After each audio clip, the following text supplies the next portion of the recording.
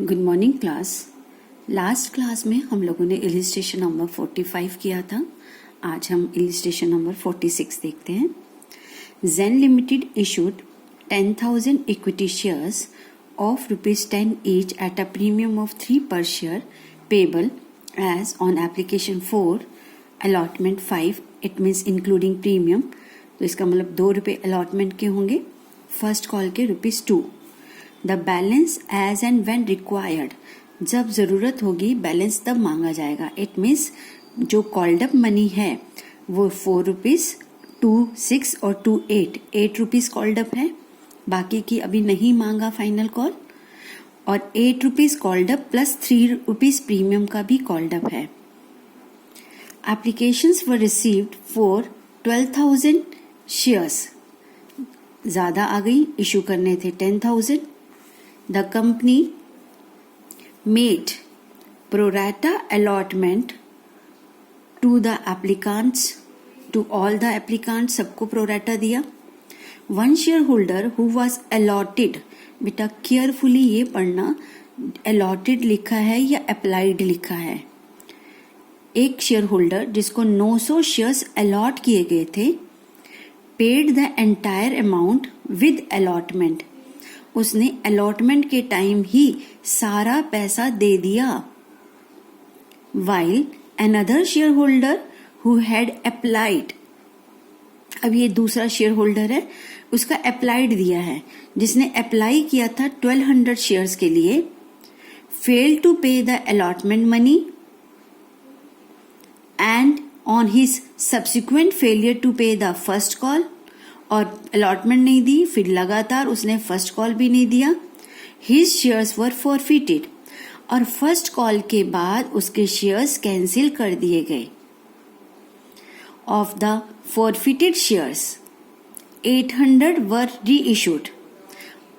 ठीक है, अब ये जो शेयर्स थे, आपका जो सेकेंड शेयर होल्डर डिफॉल्टर था जिसने अप्लाई किया था 1200 शेयर्स के लिए, उसको अलॉट कितने गए थे वो हम कैलकुलेट करेंगे। उसके सारे शेयर्स कैंसिल करने के बाद 800 री इशू किए गए एट ₹7 पर शेयर, ₹7 पर शेयर के हिसाब से री इशू किए गए। सबसे पहले बेटा क्वेश्चन को समझ लीजिए। इस क्वेश्चन में कॉल्ड अप मनी ₹8 है। अगर हम इसमें से निकाल दे ₹3 प्रीमियम के तो ₹8 कॉल्ड अप है, बाकी का पैसा ₹2। बैलेंस कॉल अभी मांगी नहीं है। ठीक है, चलिए। You are required to prepare share allotment account, अब यहां पर आपको लेजर बनाने हैं। Security premium reserve account, share forfeiture account, calls in arrears account. अब आप इसके लेजर्स बनाएंगे। क्लास, अगर हमें जर्नल एंट्री करेंगे, लेजर पोस्टिंग फिर करेंगे तो बहुत टाइम लग जाएगा, और एग्जाम में टाइम को बचाना भी है, और इससे में आपका पेपर छूट भी सकता है। तो डायरेक्ट अब आपको कहा गया है कि सिर्फ लेजर बनाओ, तो हमें वो भी बनाना सीखना पड़ेगा। 4 अकाउंट बनाने के लिए बोला है। शेयर अलॉटमेंट अकाउंट, आपको ये पता है कि हर इंस्टॉलमेंट की 2 ही एंट्रीज होती हैं, ड्यू करना और रिसीव करना। आप अपने दिमाग में सोचेंगे कि शेयर अलॉटमेंट ड्यू करनी है तो फुल अमाउंट से share allotment account debit to share capital to security premium. ₹2 का कैपिटल था, ₹3 का प्रीमियम अमाउंट आ गया। ठीक है, उसके अलावा आपकी शेयर अलॉटमेंट का अमाउंट रिसीव करने की एंट्री करनी है। ठीक है, तो आप इनको प्रॉपर ना करने की बजाय रफली कर सकते हैं। और एक चीज और थी, आपको जब एप्लीकेशन का पैसा मिला था तो एप्लीकेशन मनी के अंदर आपको कुछ एडवांस मनी भी मिली थी, अलॉटमेंट की भी एडवांस मिली थी, क्योंकि उस बंदे ने अलॉटमेंट के टाइम अपना सारा पैसा दे दिया था। एप्लीकेशन के टाइम नहीं, अलॉटमेंट के टाइम। अलॉटमेंट के टाइम उस इंसान ने अपना सारा दे दिया था। और हमारा ओवर सब्सक्रिप्शन का क्वेश्चन है, तो ओवर सब्सक्रिप्शन में भी हमारी कुछ मनी अलॉटमेंट में एडजस्ट हुई थी। यस क्लास, तो आपको शेयर अलॉटमेंट ड्यू की एंट्री करने पर share allotment account debit to इतना, आपके पास अलॉटमेंट का ₹50,000 आना चाहिए था, लेकिन इस ₹50,000 में से हमारा कुछ पैसा एप्लीकेशन के पैसे में आ चुका है जो हमने एडजस्ट किया था। इसको इस टेबल से समझाते हैं।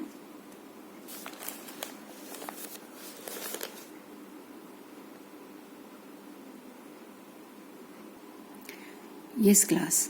अब आप ये देखिए बेटा कि 12,000 शेयर्स एप्लीकेशंस आई थी, 10,000 शेयर्स अलॉट किए थे, 2,000 एक्सेस हैं। आपके पास 4 रुपये एप्लीकेशन के हैं, 3 और 2 5 अलॉटमेंट पे, 2 फर्स्ट कॉल पे, लास्ट कॉल अभी मांगी नहीं गई। तो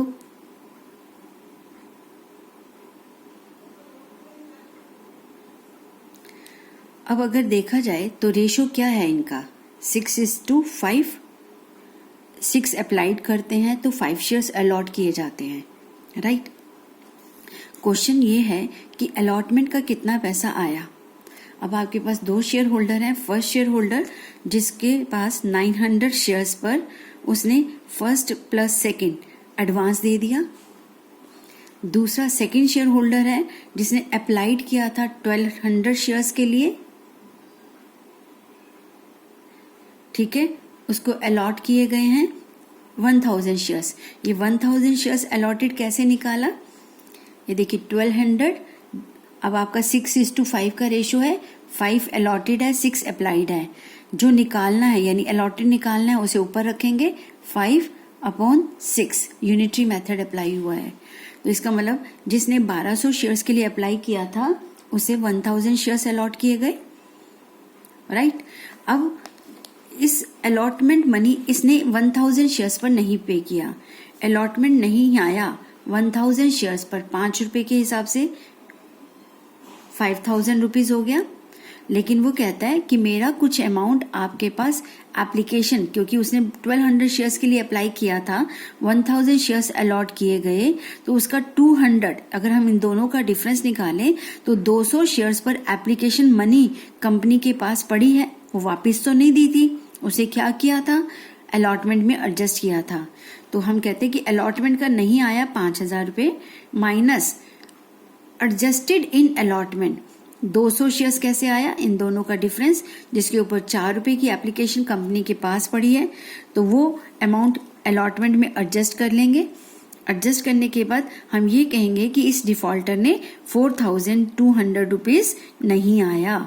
बेसिकली हम क्या निकाल रहे थे, नहीं आया ये वाला अमाउंट, ठीक है। अब इसने फर्स्ट कॉल भी नहीं दी, तो फर्स्ट कॉल का तो सीधा अमाउंट आ गया 1000 शेयर्स, फर्स्ट कॉल 2 रुपए के हिसाब से 2000 नहीं आया है, ठीक है। अब हमें ये देखना है बेटा कि अलॉटमेंट का टोटल पैसा कितना रिसीव हुआ। अगर देखा जाए तो अलॉटमेंट ड्यू 50,000, 10,000 शेयर्स थे, 50,000 की थी, जिसमें से एडजस्ट किए 8,000 कौन से, जो टोटल एडजस्ट किए, यहाँ टेबल में हमने एडजस्ट किए थे ना अलॉटमेंट के, ये वाले, ये एडजस्टेड अमाउंट हम यहां से माइनस कर देंगे। एडजस्ट किए 42,000 रह गया। अब नॉट रिसीव्ड, जो पैसा नहीं आया है, वो कौन सा नहीं आया, जो डिफॉल्टर का ये 4,200 ये वाला अमाउंट, ये तो ये फॉर्मूला मैंने आपको लिखवा रखा है, हर जगह यही फॉर्मूला अप्लाई होगा, due minus adjusted in the table minus not received. तो बचा कितना, 37,800। इसका मतलब अलॉटमेंट का 37,800 रुपीज आया है।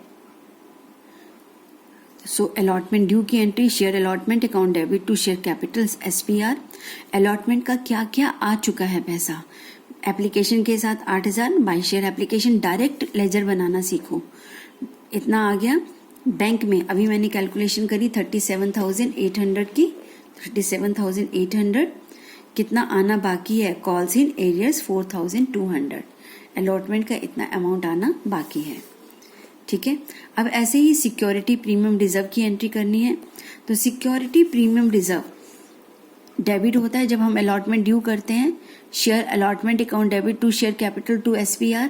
तो SPR में बाय शेयर अलॉटमेंट, अपने मन में सोचो कि उसकी लेजर पोस्टिंग में SPR रिजर्व जितने भी हैं क्रेडिट में होते हैं 30,000 रुपीज से, ठीक है, जिसमें से 1000 शेयर होल्डर्स ने प्रीमियम अलॉटमेंट नहीं दी थी, तो ये 2 कॉल्स इन एरियर्स 2 बैलेंस, यानी आपका SPR का 27,000 रुपीज आया है।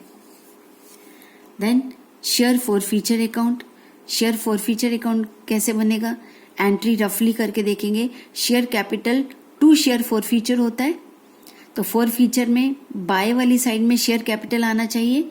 अब आपने 800 शेयर्स जो थे कैंसिल करे थे, फोरफीट करे थे, ठीक है।